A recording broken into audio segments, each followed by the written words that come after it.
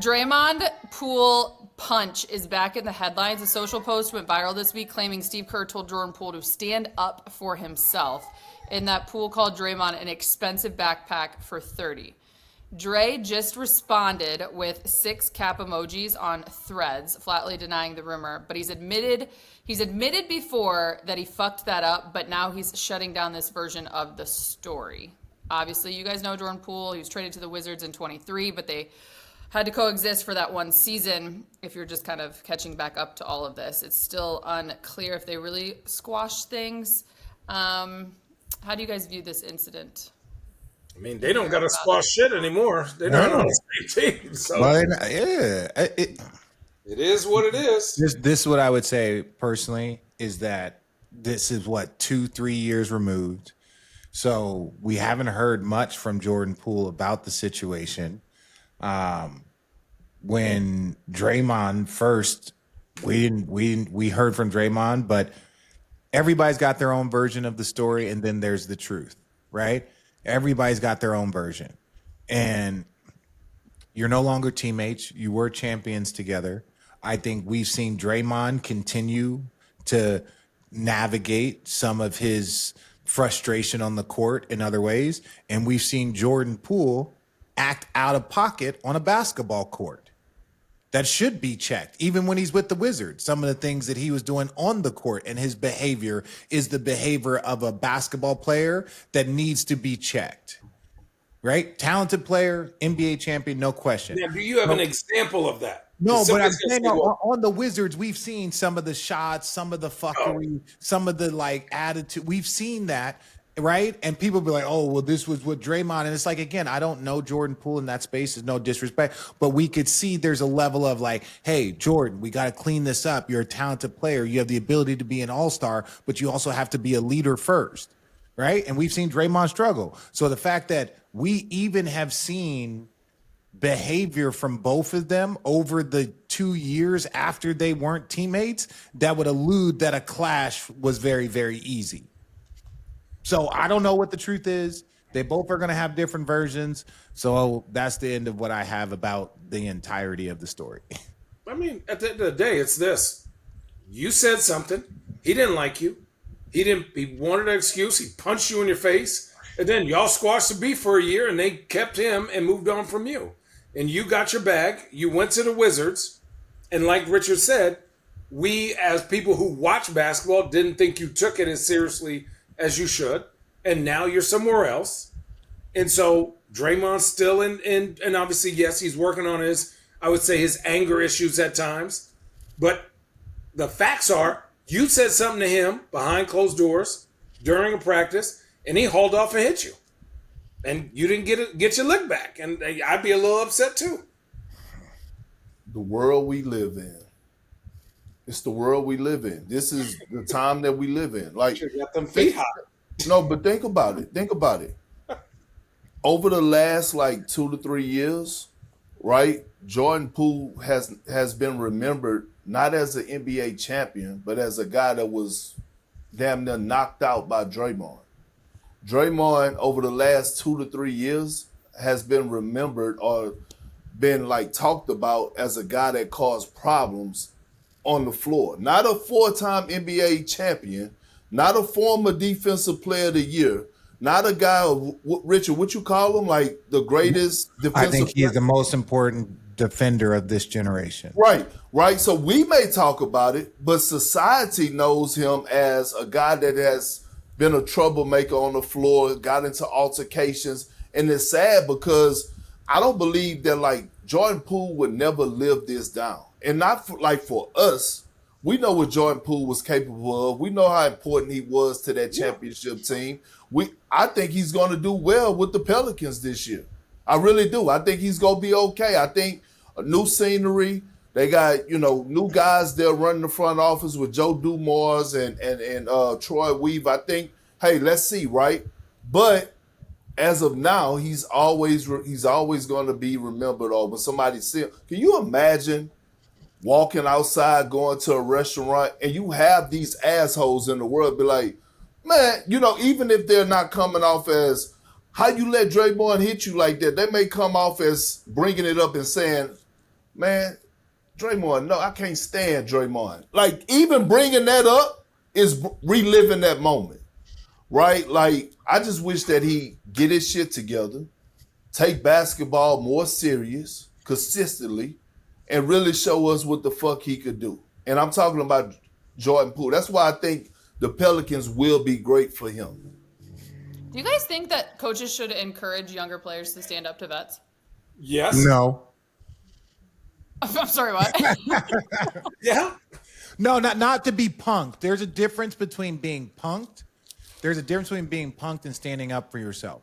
At some point in time, a vet will have to tell you when you're wrong. In that place, I say no. I got hit in the back of my head because coach said something on film, and Jay Kidd be like, Richard, shut the fuck up. Even if it's only 98% true, you have to be able to absorb it and listen. Even if he's screaming at you and only 60% of it is true, right? And it's also the time and place of when you stand up for yourself. Like, young players, we don't know shit. We do not. So, like, to have a vet, even if it's a person that's literally in his second year. Kenyon was only 1 year above me, but he was 2 years older and had an understanding of things, of just absorbing it. So as I'm saying, it doesn't always have, your vet could just be someone that has more experience in it. But as far as being punked, if someone's trying to bully you in your first couple years, oh yeah, no, don't, you can't allow that, because that is going to translate onto the court where people can bully you. It's two things. One, right? It's two things. One, it depends on who the vet is. Yes. Right? Now, if it's a franchise vet, you better leave that shit alone. Right? Like, if it's a franchise vet, yeah, you got to watch what you say, and sometimes you just got to take one on the chin. Two, it depends on who the young guy is. If you're a young guy that got drafted late in the second round, you know what I'm saying? I mean, late in the first round, second round, undrafted, you trying to, like, you better chill the fuck out. You gotta take all that, whatever it may be. You know what I'm saying? Now, I ain't saying overboard or not sticking up for yourself as a man, because we don't really we don't hear about these, like, guys are not fighting in the locker room like that no more. Like, since the Draymond Green altercation, we haven't heard anything about guys getting into a scuffle. Now, you may have some shoving matches and, all right, hold me back. They holding you back, but you really don't want to get loose to go swing them hands. Like, they have that shit at practice, and you go get into arguments. But guys are not fucking throwing punches. Like, we have a bunch of great guys in today's game. Like, it wasn't the vets that I had. It wasn't fucking smoking Marlboro Reds and cigarettes. Newport shorts and you know, Eric Williams and Walter McCarty. Let me actually ask you this, because you say it's not happening in today's game. Obviously, you guys aren't playing in today's game. So the time when you guys did play, was there ever a story that ended up spiraling years later or got brought back all up? All of them. Every story spirals. I've heard stories about Bison Dele, and I just but I think the more and more players that enter into the conversation and podcasts and on telling stories, you're going to hear 9 different versions and iterations of every story from 5 different viewpoints. So you don't know, there's always a certain truth to them. But I'm not surprised, but I wasn't surprised when I saw the Draymond video. I've seen that 5 times in my career, 6 times in my career, right? Like, I wasn't surprised. And that's where everybody was saying, oh, these things happen all the time. Again, there's always context, but I've seen practices called off because someone went to the car, right? Like, and they didn't know, they knew the mental capacity of the individual going, and it was like, we should probably all just take a day off. Right? Everyone should calm down. Yeah, I've seen dudes like, I mean, you know, after practice, if you ain't playing, and them 3-on-3 games, that's a lot of venting. Them 3-on-3 games, that's jungle ball. That's what we used to call that shit. No fouls. That motherfucker jungle ball, because you got dudes who think they should be playing, guys trying to earn minutes, guys that are upset because they ain't getting the minutes that they should, and they're disrespected because they on them 3-on-3. So then I mean, I've seen some dudes when the media's in there, two dudes just like getting ready to square off. Everyone's like, "What?" Go in the locker room, try to square up. Allie seen some shit. Yeah, Stop yeah. bringing me up. Yeah. Okay. The people you No. guys don't know, Allie had to sit and practice for how many straight years? I got to sit in practice for 4 straight years. Four I straight was years. with the Cavs for 6, but I wasn't invited to sit in practice until Braun returned. So those 4 Dude, I years. forgot you were there the whole time. What a every single boring shit. every single practice, every single shoot around, it was her, Fred McLeod, AC. They were in practice watching. It wasn't when the media came in 15 minutes late. It's like practice started, they were there. You know, do they all online shop and just kind of sit there in between No. drills? Yes. Yeah. 100%. Yes. Yeah, we're Allie, snitching. you're on I'm getting Facebook my- Marketplace half the time. She plays solitaire sometimes, like Stephen A. did, right? Like Stephen A. does during in between portions of the game, looking for. Shout out. When you I guys say were that to being say, reckless and throwing punches and shit, I got bored. yeah, that's what I'm saying. Allie's seen. I'm shit. kidding. She knows there is no lie. She had an advantage than a lot of other reporters don't have to be granted that access. And so when players sit up here and be like, "Oh, there's fights all the time," and people are like, "Oh, really? Are we lying?" There's a reason why during my interview to even get the job, it was so heavily based around whether or not they could trust at the time I was 24 years old around a professional franchise. And that being said, things that you would see that I would not then leave, even to this day, you bring it up all the time on this podcast, Richard. I won't tell you what I saw. And there's something to that because it belongs, whether you guys keep it in the locker room or it happens at half court Channing when it did in 2018.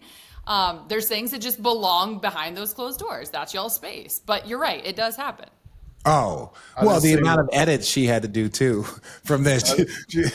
Majority of the time when shit go down in the locker room is when a certain individual is on a like contract year. Oh, Or yeah. they in negotiation because they walking in, they on edge every motherfucking day. They already beefing with somewhat with the front office because they feel disrespected, right? And then that energy is carrying over to the locker room, and it might be with the coach. Like people have to realize that when I came in as a rookie, it was 3 centers that were competing for minutes, right? And I remember it was like me, Mark Blunt, Tony Battie. Tony Battie was the starting center for a long time. He was coming off an ACL injury.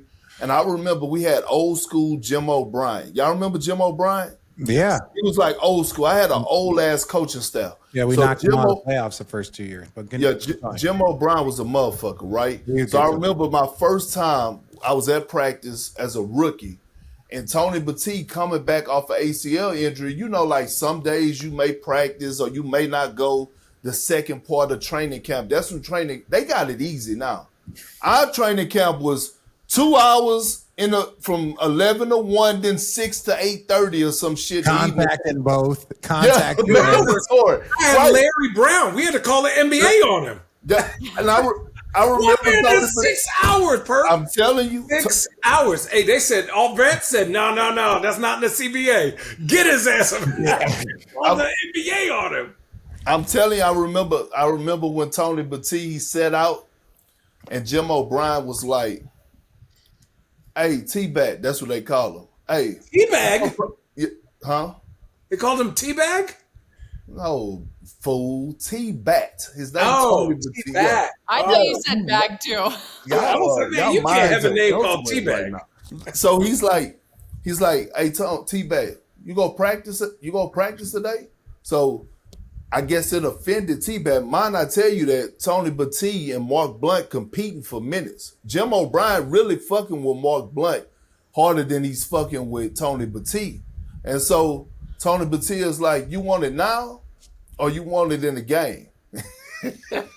Jim O'Brien was like, "I ain't getting it in either, so I don't really give a fuck." God. And that, ladies and gentlemen, was the end of Tony Battie.